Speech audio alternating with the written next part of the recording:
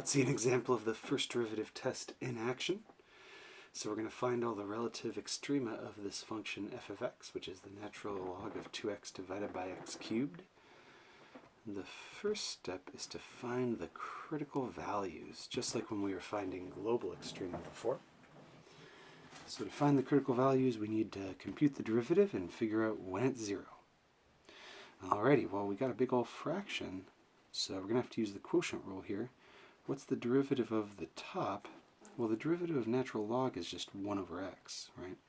So using the chain rule, the derivative of the outside function will be 1 over 2x.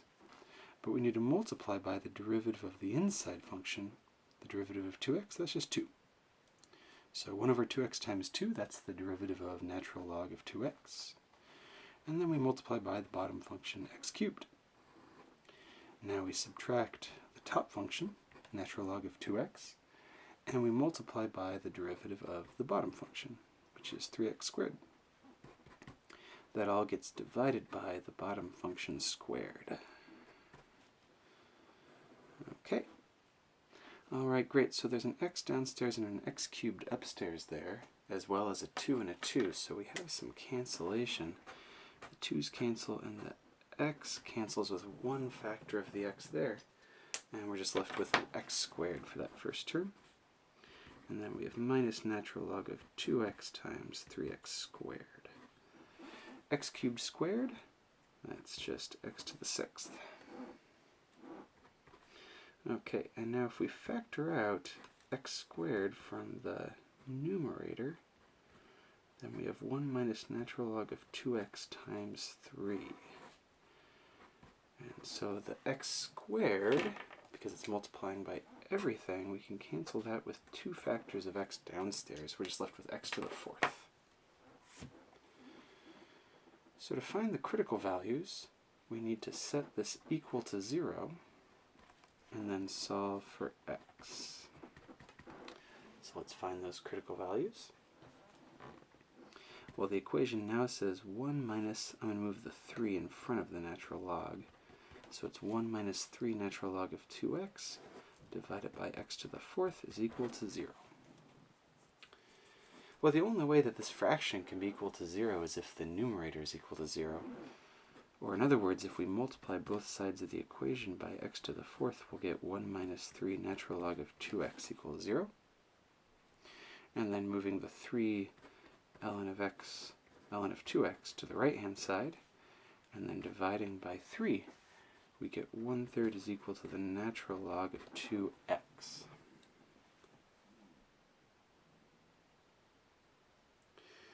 Now we've almost solved it.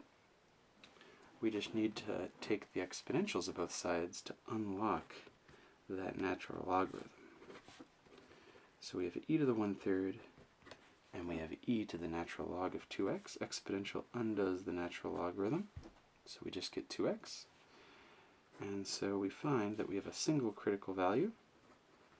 Our critical value, the solution to when the derivative is 0, we obtain it by dividing both sides by 2. It's e to the 1/3 over 2. Or if you want to write the 1/3 in terms of cube roots, it would be the cube root of e divided by 2. That's our critical value. We're now ready to apply the first derivative test. We figured out the critical value for this function. We found that critical value of e to the 1/3 over 2. And now we're going to figure out if the function is increasing or decreasing on either side of that critical value. In other words, we're going to figure out the sign, whether it's positive or negative, of the first derivative on either side. And to do that, we get to just choose some point on either side and test the function. Okay, so e to the 1/3 divided by 2, if you divide by a larger number, like e to the 1/3 over 4, it'll be to the left. So that'll be our test value there to the left. We could use other ones, but that'll do. And then e to the 1/3, that's going to be bigger than e to the 1/3 over 2. So that'll be our test value to the right. And now we just need to plug into that formula for the derivative that we had before.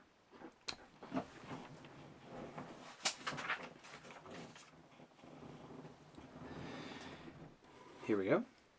So it's 1 minus 3 times the natural log of 2 times the input, which is e to the 1/3 over 4. And that's all divided by e to the 1/3 over 4 to the 4th power. That's our formula for the derivative. And it looks horrendous, but don't worry, it's gonna be okay.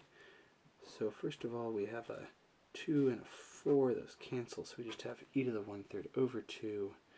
And then the denominator actually isn't going to matter, but I am going to bring the 4 in and multiply it by that exponent, and then it's being divided by 4.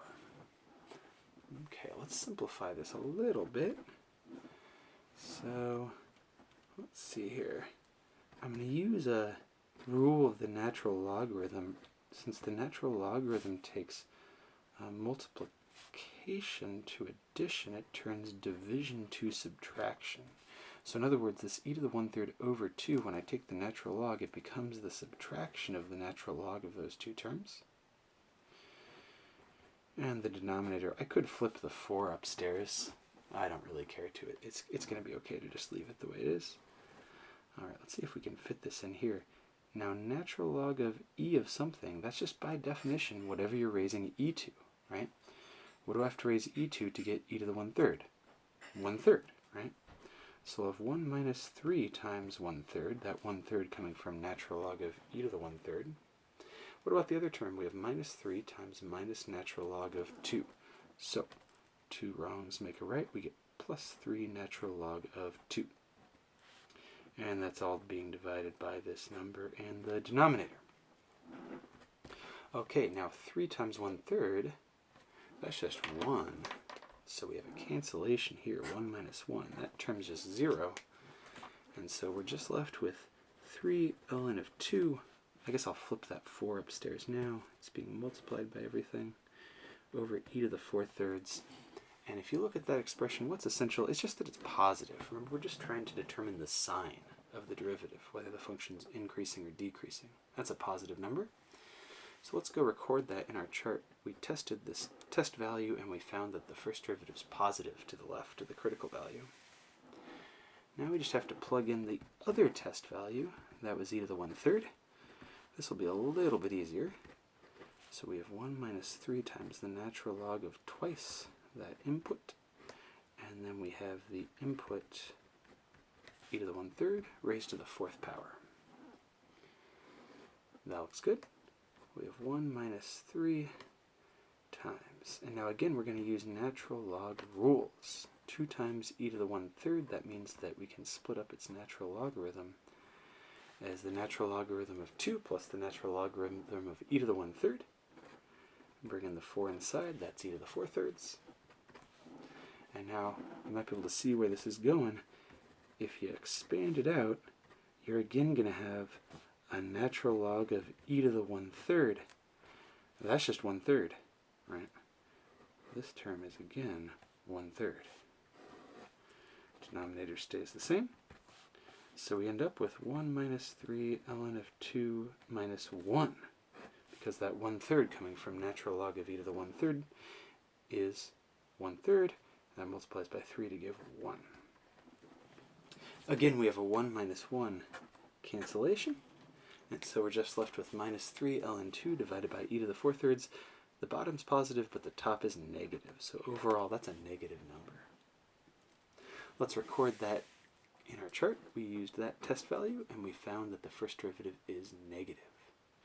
Remember, the first derivative test says that if you're going from positive to negative first derivative, then you're a local maximum. If you're going from negative to positive, then you're a local minimum. So we have just determined, without looking at the graph at all, that the original function has a local max at the particular x value that we found, this critical value of e to the 1/3 over 2. Nice work!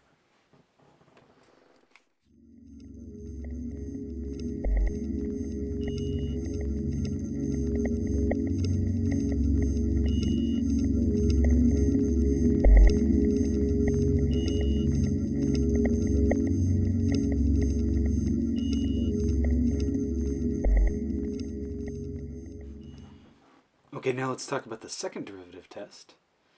again, we suppose that we have a critical value for our function.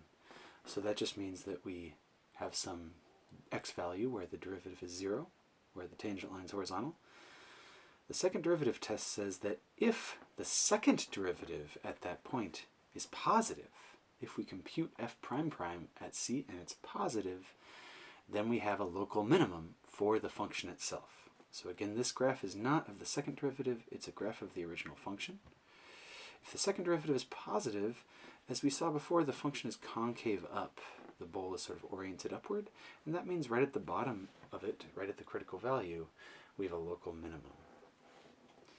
In the reverse situation, where the second derivative is negative, then you have a local maximum. That's because second derivative negative means that we're concave down, so it's a downward shaping curve, and then up at the top at that critical value, we'll have a local maximum. Finally, what if the second derivative is neither positive nor negative? In other words, what if the second derivative is 0? In that case, the test gives no information. That's just the way it is. That's life. If you compute the second derivative and it's 0 at a critical value, then you need to do something else. Maybe use the first derivative test. Think about the function a different way. You just don't get any information in this case. Let's see the second derivative test in action. We're going to look at the function sine of 2x on the interval from 0 to 2 pi. Okay? Now because of that 2 there, we're doing 2x. This sine function is wiggling twice as fast as the ordinary sine function. In other words, its period is going to be pi instead of 2 pi. It completes a full rotation through the values of sine just from 0 to pi. Its period is pi, and then for the second range of values it does the exact same thing all over again. Okay, so there you have it. That's sine of 2x, and I'm just drawing it here to kind of help you follow along in our application of the second derivative test. You'll believe what I'm saying. The start of the process is the same. It's to find the critical values. So we take the derivative of sine of 2x. That's using the chain rule, right? That 2 out front comes from the chain rule. And then we set it equal to 0, and we solve for x. Okay, where is cosine of 2x equal to 0? Right, the 2 doesn't matter. In order for this to be 0, cosine of 2x has to be 0. And now if you think about the unit circle there, where is cosine equal to 0? Cosine is the x-coordinate. So the cosine is 0 at the bottom and at the top. And I'm going to write those angles so that they're in between, they're in the correct range of values. This means that 2x is equal to pi over 2. That would be up at the top. Or it could be 3 pi over 2 at the bottom. But we have to be careful. We want to go around again, so that next time around the unit circle, that would be 5 pi over 2 and 7 pi over 2. And the reason for that is that once I divide by 2 to get the actual critical values, right, this was just solving for 2x using the fact that we know when cosine is 0, then all of these 4 critical values will be within the interval from 0 to 2 pi. So these are the critical values that are relevant for the range of the domain of this function that we're considering. We're only considering it on 0 to 2 pi. Where are those critical values? Well, they're the spots where the tangent line is horizontal. So those 4 values on the graph are exactly pi over 4, 3 pi over 4, 5 pi over 4, and 7 pi over 4. And you can see them there, right? That first one's halfway in between 0 and pi over 2. That's pi over 4, etc. Okay, now I know that you already know that this is a local max, this is a local min, but pretend we didn't have the graph, right? Suppose that we just wanted to use the second derivative test to classify these critical values. Well, to do that, we need to first find a formula for the second derivative. In other words, we need to take the derivative of the first derivative. So we're taking the derivative of 2 cosine of 2x. That'll be minus 4 sine of 2x. That comes from the derivative of cosine being minus sine, and then another factor of 2 comes out from the chain rule. That creates the minus 4. And what does the second derivative test say? It says that whether or not the second derivative is positive or negative, i.e. whether the function's concave up or concave down, tells us if these critical values are local mins or local maxes. So let's plug in and see what happens. So we have 2 times pi over 4 when we plug in pi over 4 into the second derivative. So we're looking at minus 4 sine of pi over 2. What's pi over 2? That's at the top of the unit circle. The y value is 1. So this is minus 4. It's negative. Okay? So that tells us immediately from the second derivative test that the original function has a local maximum at this x value that we tested, this critical value that we plugged into the second derivative at pi over 4. And we can see that up here. Notice that the function is concave down. That corresponds to the negative second derivative here. So it's concave down in that range of values. And then we determined that that critical value at pi over 4 is a local maximum using the second derivative test. And that was all at pi over 4. Okay, let's try the next one. If we plug in 3 pi over 4, what happens? We'll have minus 4 sine of 2 times 3 pi over 4. So that's minus 4 sine of 3 pi over 2. 3 pi over 2 is at the bottom of the unit circle. That's where sine, the y value, is negative. And we get 4. That's a positive number. So that means that the original function, by the second derivative test, has a local minimum at this point.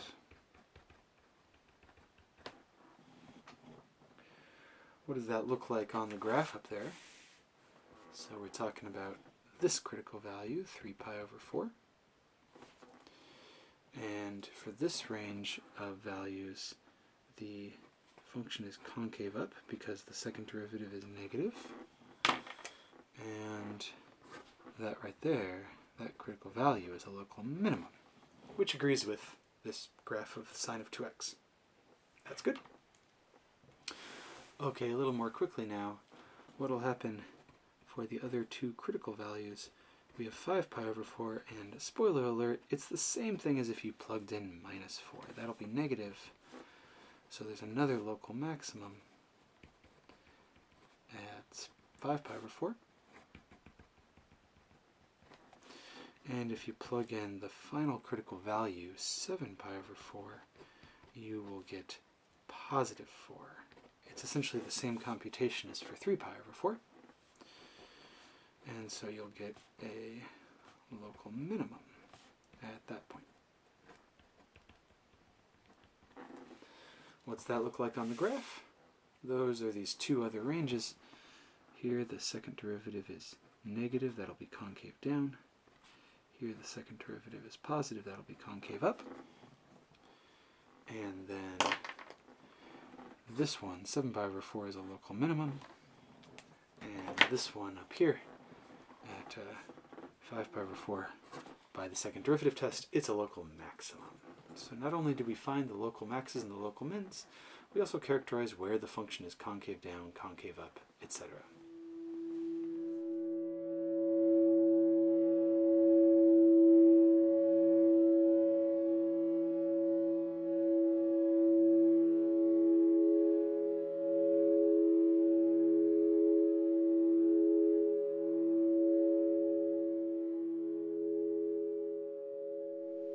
Okay, let's characterize all of the local maxima and local minima of this function g. And again, we'll use the second derivative test. So the first step is to find the critical values. How do we find the critical values? We compute the derivative, set it equal to 0, and then solve for x. The solutions to that equation, that's where the derivative vanishes. That's where we'll have critical values. Horizontal tangent line. Okay, I'm going to solve that equation now. cosine of x plus 1/2, that happens when cosine is equal to minus 1/2. So we need to think about the unit circle and think about where cosine, the x value, is equal to minus 1/2. Minus 1/2 in the x value, that's to the left, right? So that'll be like these 2 points, kind of companions. What are those angles? You got to remember your unit circle here.